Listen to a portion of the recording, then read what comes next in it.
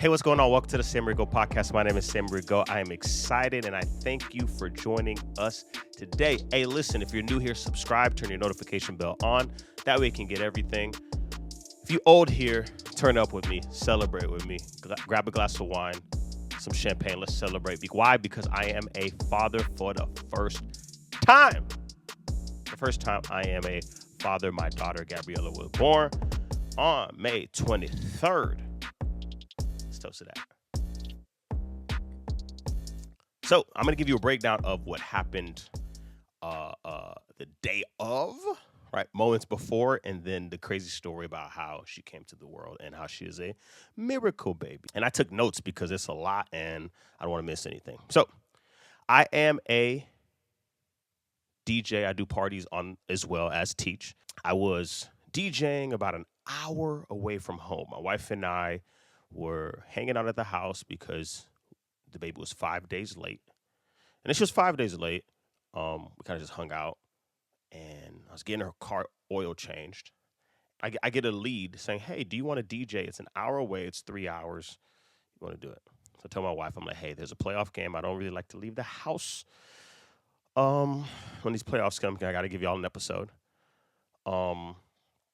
Can we go to the gig and then after, go watch the game somewhere? So we can go to Outback because the school year ended and a bunch of parents gave me gift cards to different places. One of them was Outback. Outback got some good stuff to me. That's our little date place. So we're like, that's the plan. I'm DJing and she starts getting contractions like at 15 minutes left into the gig. She comes in, can I use the bathroom? She comes in, she says, "Hey, my mucus plug broke." I'm like, I don't know what that meant at the time. I Google it real quick. It's like, oh snap, like we about to get into this whole thing. Anyways, we finished the gig and she starts having contractions in the car and it is bad. Like I've never seen her in this much pain. As she's in the pain, I say, "Hey, as much as we can." It's about 11 o'clock. We finally get back. 11 o'clock, we finally get back. I'm like, "Hey, let's shower, let's eat, and then let's head to the hospital with all our bags that we packed, and that'll be the day. We'll just know this is the time." So we do that. We get all ready, and we head to the hospital. Head to the hospital. Hospitals are weird at night, but hey, everybody needs help. As we're there, we're waiting, and we're like, okay, like get us into a room. They get us into a room. Finally, it's about after an hour wait in the lobby. We get into a room and the contractions start going crazier. It's about 2 a.m. now and the contractions are going crazy. When I mean crazy, like she is in some ridiculous pain. And I'm looking at her and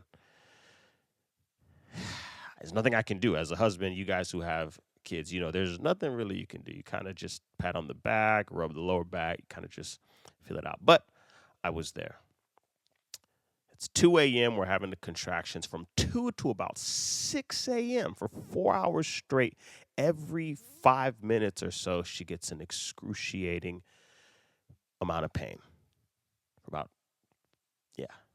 Every 5 minutes. And I'm talking pain like squeeze your hand, like, oh, it's bad. So nurses are coming in and out. They got the stuff hooked up to her belly. We get the heartbeat on the screen. And yeah. So finally, about seven-ish, it's like, all right, we need to get this baby out. Like, it's time. And right when they say this, somebody else comes in and says, "Hey, you guys have a visitor." I'm like, who is visiting us at this time? It's my mother-in-law. She comes in, she's like, "Okay, what do we need to do?" And I'm like, you walked in at the perfect time because we're going into labor. We go in and it's just like a movie scene, y'all. Like, it's just like a movie scene, fellas. I don't know if you can relate, but it's exactly like a movie scene. There's doctors, the nurse comes in, there's a midwife in the building, and everybody's kind of got their part, and they're doing their thing, and and she's standing there, she's got the face, she's focused, And then I kind of blacked out for a little bit. And then you just hear, wah, wah, wah. And they're like, sir, do you want to see? I'm like, yeah, I want to see. I kind of even wanted to be the guy that, you know, took him out, took her out. We get to the bottom, and I hold her, and the scariest thing happens, y'all.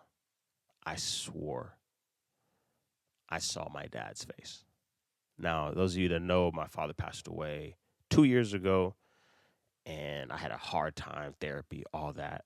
And when I first held her, the first face I saw was like my dad. You know, it's like big cheeks, short hair. I'm like, yo, this is crazy. And so many things are racing through my mind. As I hold her. It really was it's been my happiest day. Every time I think about that little moment, I like smile a little bit. But I hold her. And they put her under this like warmer thing with hot lights and she's there and she's like not crying. They're wiping some stuff off. They're checking. They got all the things. And you heard it like 10 fingers, 10 toes. Everything's moving. And it's like, she's here. And I remember while we were going into labor, I texted my close family, my close friends, my Bible study group, and I said, hey, pray for us. It's going down. And then it seemed like so fast. I swore I texted that, and then next thing you know, she was here. But out of nowhere, like then I text them, she's here with like 50 E's. She's here. And it was such a rush. And then I took a picture. They wiped her off a little bit, and I took the picture, and I'm just sending it to everybody. If I had texted you, I probably even texted to the person like I just did the gig for. I was texting it to. If you were in my recent messages, you got a picture of my baby that night or that morning. I was just so excited. But yeah, so surreal, so fast. And I'm just grateful. I'm thankful to God that He allowed me to see that, and I'm also grateful that He chose me to be her father. And I always had envisioned how things like that would be, what I would do, what I'd be wearing. I had a bunch of stuff. I'm like, yeah, I'm gonna wear these sneakers to the labor room. I'm gonna dress like this. Y'all, I had the same clothes on for 2.5 days at the hospital. Like, I was posting videos. People were like, "Oh wait, you wore that already." But I was just so excited about it all.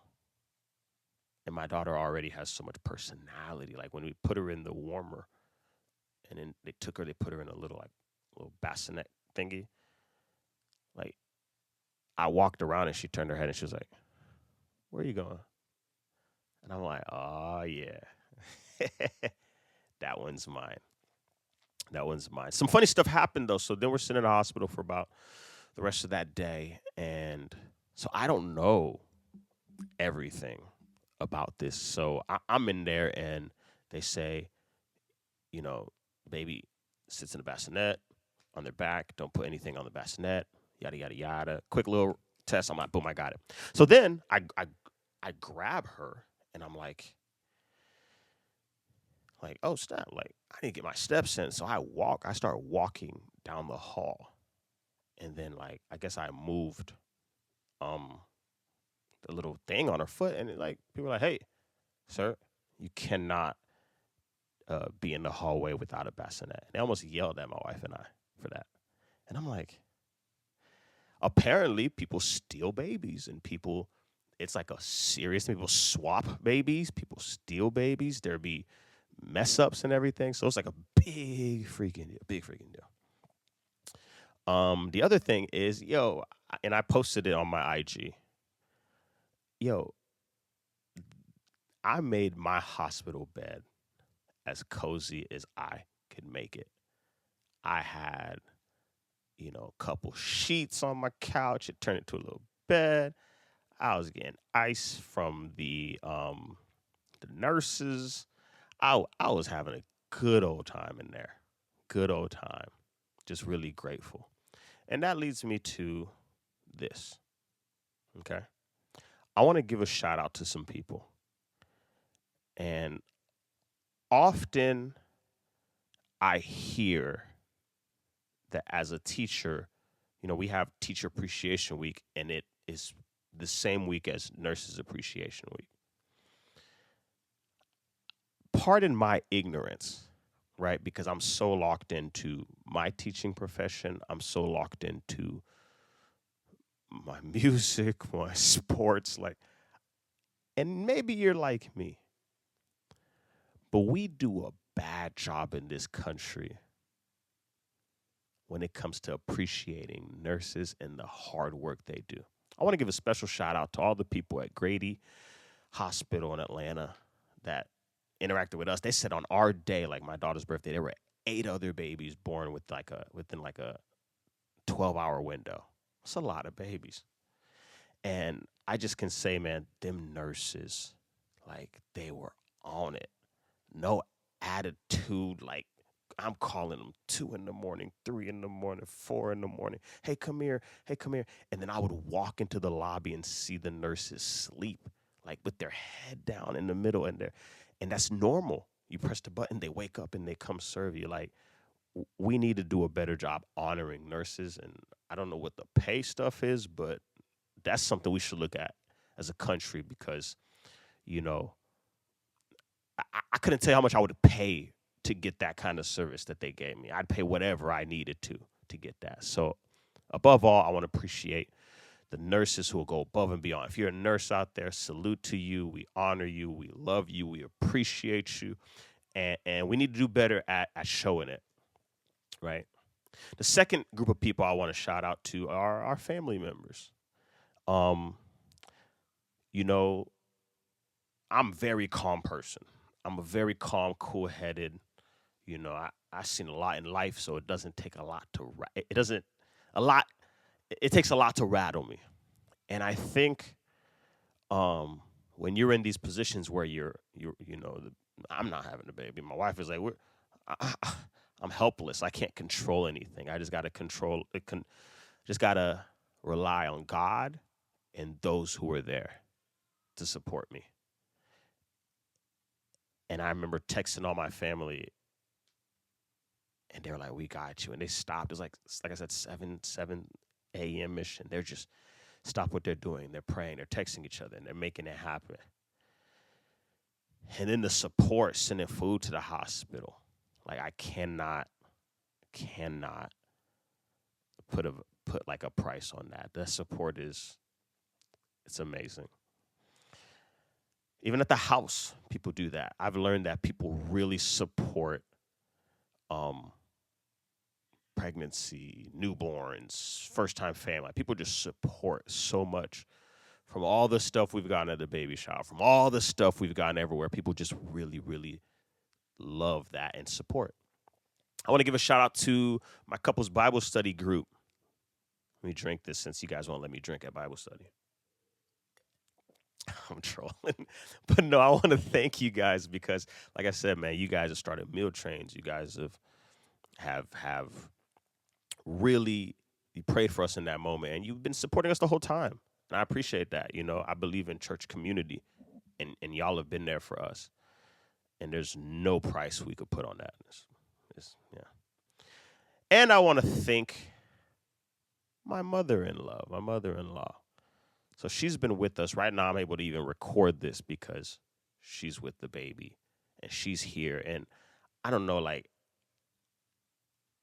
maybe when I'm a grandparent one day, I'll do, I've never seen somebody sacrifice, like, her whole schedule, her whole, she done moved into the guest room. She's just here and, cooking. Like, I came back one morning and It's breakfast spread. It's groceries.